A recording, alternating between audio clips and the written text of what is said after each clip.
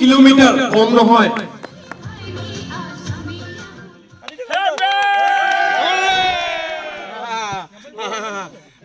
হাই friends, hi hello' নমস্কাৰ and welcome back to my চৰি এইটো কিয় দি আছোঁ জানেনে? পাছফালে চাওক কোনে আছে, এইকাৰণে এইটো ইণ্ট্ৰ' ওলাইছে। All India ride completing 8,000 kilometre meet up January 2021। তো বলক চাও এই মিট আপ কোনে ৰাখিছে। আজিৰ এই মিট আপ প্ৰগ্ৰাম গোটেই এৰেঞ্জ কৰিছে আমাৰ এই ডাঙৰ দাদা অৰুণ দাদা। তো আমি বহুত ধন্যবাদ তেখেতক। কষ্ট নহয়, মই এনজয় কৰি আহিলোঁ গোটেই ৰাস্তাত।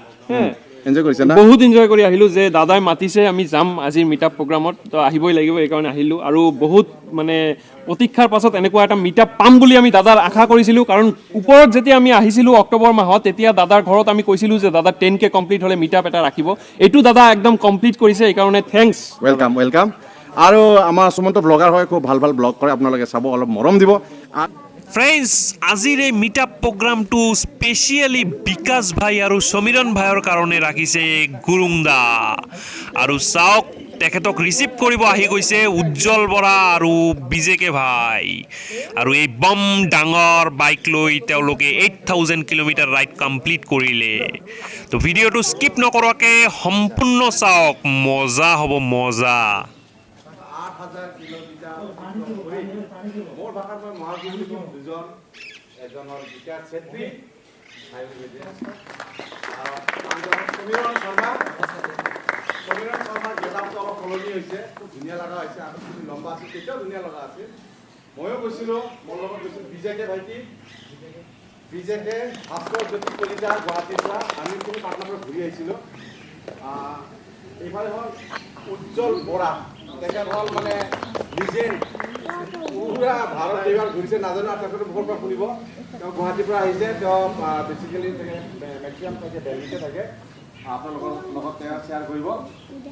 আপোনালোক যিহেতু আমাৰ গাঁৱৰ পৰা বহুকেইজন আহিছে, যেতিয়া আদৰ্শ নেপালী সমাজৰ গাঁওবুঢ়া জীও, আমাৰ গুৰুবা আৰু মহাদেৱ শৰ্মা আচাৰ্য, দাদা প্ৰধানজীও অৰ্জুন শৰ্মা, প্ৰমুখ্যে মোৰ দাদা বিষ্ণুদেৱ শৰ্মা আৰু মোৰ ভাগিন আৰু ভতিজী কোকৰাঝাৰৰ পৰা অহা আমাৰ বোৱাৰী সুবেদী আৰু এই সুমন্ত ব্লগাৰ শ্ৰীমতী, আৰু ভাইটি আহিছে সুদূৰ ৰাজাপাৰাৰ পৰা ডিজেছ হা।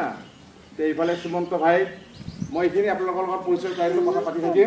মোৰ লগত অলপ পৰিচয় কৰাই দিলে। মোৰ লগত মানে বহুত ইউটিউবাৰ আহিছে, তো এইকাৰণে পৰিচয় পৰ্বটো এতিয়া শেষ কৰিলে। এই পৰিচয় পৰ্ব শেষ হোৱাৰ পাছত গুৰুংদাহঁতৰ ট্ৰেডিশ্যনেল মাফলাৰ আৰু টুপিৰে সম্ভাষণ জনোৱা হ'ল। তাৰ মানে বিকাশ চেত্ৰী আৰু ডমৰ গুৰুং একে, তো এইকাৰণেই ৰাইড কৰিছোঁ। এই ৰাইডটো আমি দুটা মটিভ লৈ কৰিছোঁ, মানে দুটা উদ্দেশ্য লৈ আমি ৰাইডটো কৰিছোঁ। প্ৰথম উদ্দেশ্যটো হ'ল যে ৰোড ছেফটি। আমি দেখা পাওঁ আজিকালি বহুত ল'ৰা ছোৱালী জোৰে জোৰে বাইক চলায়। আমি গুৰুংদাই এতিয়া কৈছে আমি স্পীড নচলাওঁ, আমি এটা লিমিটত, কাৰণ আমাৰ বেছি জোৰত চলালে আমাৰ প্ৰব্লেম হয়। আৰু অচিনাকি ঠাই কোন কেনেকুৱা কোন মানুহ গম পোৱা নাযায়, বেলেগ বেলেগ ঠাই বেলেগ বেলেগ। বিহাৰতো বাপৰে বাপ, এইফালে গৰু আহে এইফালে কি আহে ধৰিব নোৱাৰি, আমি ঘূৰাই লিমিটত চলাওঁ। আৰু আমাৰ দুটা উদ্দেশ্য, প্ৰথম উদ্দেশ্যটো হ'ল যে আমি ৰোড ছেফটি। বাইক চলাওঁতে সদায় ভালকৈ প্ৰপাৰ গিয়াৰ, এইবিলাক আপোনালোকে দেখা পাইছে, এইবিলাক গিয়াৰ হয়, আপোনাৰ ৰাইডিং জেকেট হয়, হেলমেট হয়, জোতা ভালকৈ, এইবিলাক ৰাইডিং জেকেট হেলমেট গোটেই পিন্ধি কিনে বাইক চলাব লাগে। সেইটো আমি এটা আমাৰ উদ্দেশ্য। আৰু আমাৰ দ্বিতীয় উদ্দেশ্যটো হ'ল যে আমাৰ অসমখনত আহিব লাগে। আমাৰ অসমখন বহুত বেছি ধুনীয়া, এক্সপ্ল'ৰ আছাম। আমি যিমান য'ত য'ত যাওঁ, যিমান ডাঙৰ ডাঙৰ ৰাইডাৰ হওক, ইউটিউবাৰ হওক, যিমান লগ পাওঁ, আমি এটাই থাকে যে please come Assam, please visit Assam. এই দুটা উদ্দেশ্য লৈ আমি এই ৰাইডটো কৰিছোঁ। বিকাশতে কিবা কিবি ক'লে আৰু ভাল লাগিছে এটা বস্তু যে তেখেতে ক'লে অসমখন ৰিপ্ৰেজেণ্ট কৰিলে তেওঁলোকে 8,000 কিলোমিটাৰ। যি মানুহৰ লগত কথা পাতিছে, যাৰ লগত লগ কৰিছে, চবকে কৈছে আমাৰ অসমত আহক। এইটোৱে। আৰু এতিয়া ডাঙৰ এটা প্ৰব্লেম মোৰ ওচৰত আহিল না, কি জানেনে? এই ডাঙৰ প্ৰব্লেম মানে মোক মাইক্ৰফোন ধৰাই দিলে এই গুৰুং দাই। চাওক কিবা কিবি কৈ দিলোঁ বুলি মাতিম। কোনে যদি বেয়া পায় মোৰ একো নাই, মোতকে বহুত সৰু, কিন্তু মই বিকাশ দা বুলি মানিম। কাৰণ দাদা মানিব লাগিব এই কাৰণে যে 8,000 কিলোমিটাৰ কম নহয়, হয় নে নাই? আপোনালোকে কি কয়?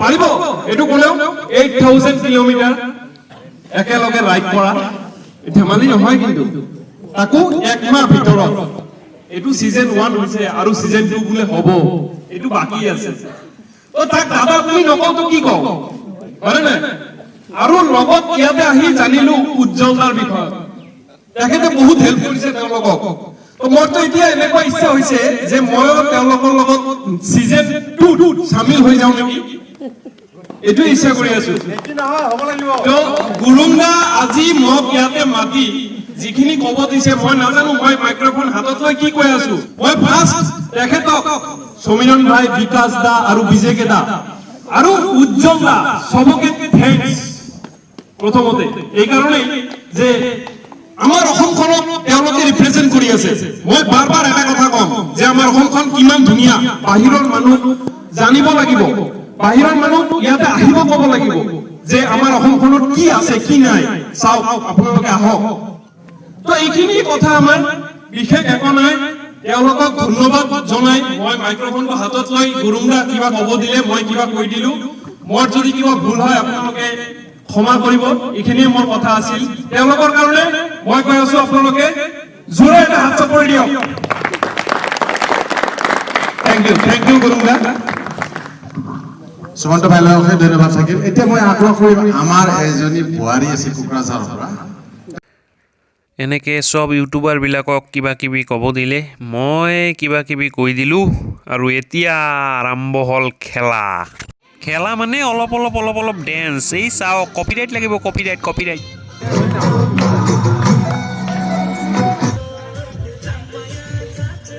আৰু এনেকে নাচি আমি আৰু বিকাশ ফাইনালি আহি গ'লো নেক্সট লেভেলৰ মাংকি ডেন্স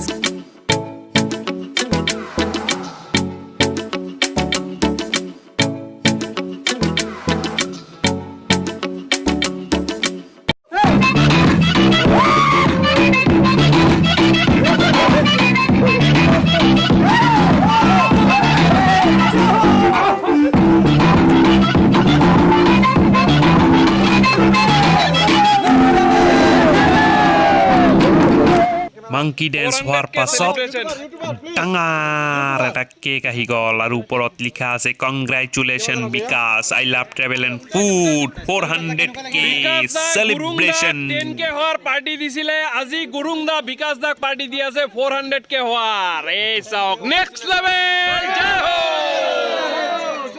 দিছিলে এটা কেক উপহাৰ দিছিলে হয় আমি তাতে সেলিব্ৰেশন কৰিছিলো আজি তাৰ বদলা লৈছো এইটোৱে কেক কা বদলা কেক কা বদলা cake hooray I love travel and food hooray next level জয় ho ধন্যবাদ ইয়াতে আহি সাৰপ্ৰাইজ পাই আছো ইমান ধুনীয়া প্ৰগ্ৰেম কৰিছে গুৰুংদাৰ তাতে কেক বেছি কথা নকওঁ যে কেকটো আমি কাটো সোনকালে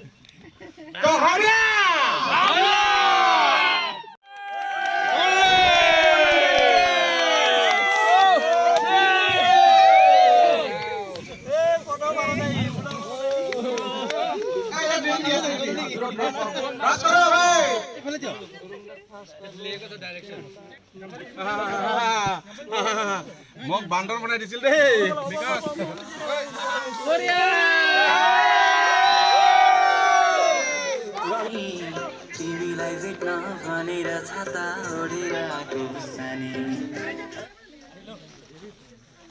ফ্ৰেণ্ডছ ভিডিঅ'টো কেনেকুৱা লাগিল যদি ভাল লাগে তেতিয়াহ'লে লাইক কৰক কমেণ্ট কৰক আৰু শ্বেয়াৰ কৰক এনেকুৱা টাইপৰ ভিডিঅ' পাবলৈ হ'লে মোৰ এই সৰু চেনেলটো ছাবস্ক্ৰাইব কৰি বেল আইকনটো প্ৰেছ কৰি দিয়ক আজিলৈ ইমানে বাই বাই লগ পাম নেক্সট ভিডিঅ'ত